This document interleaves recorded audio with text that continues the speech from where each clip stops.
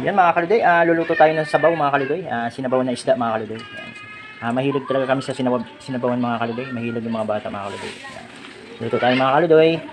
Yan mga kaludoy, magsisigang tayo ng isda mga kaludoy. Yan.